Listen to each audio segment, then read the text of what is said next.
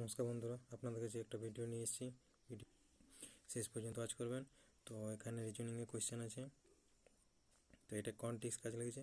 এখানে এধারের যে সংখ্যাগুলো আছে সেগুলোর সাথে 3 গুণ, 3 গুণ, হ্যাঁ। তাহলে এখানে 3-এর সাথে যদি 3 গুণ করি কত হয়েছে 9। তাই 9-এর সাথে যদি 3 গুণ করি হচ্ছে 27। 7-এর সাথে 3 গুণ করলে কত হচ্ছে 21। তাহলে 5-এর সাথে 3 গুণ করলে এখানে এইটা অপোজিট হচ্ছে। তাই 5-এর সাথে যদি 3 গুণ করি তাহলে কত হচ্ছে 5-3 হচ্ছে 15। এই জিজ্ঞাসা চিহ্ন করে আমার 15 হবে, 15। এই অপশান সি হবে 15।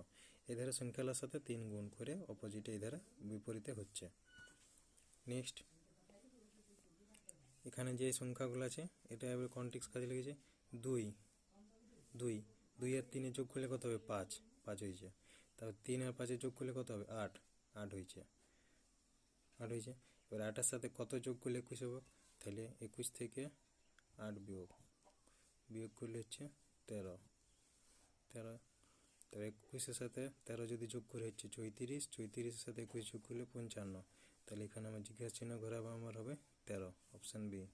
অপশান বি হচ্ছে রাইট অ্যান্সার।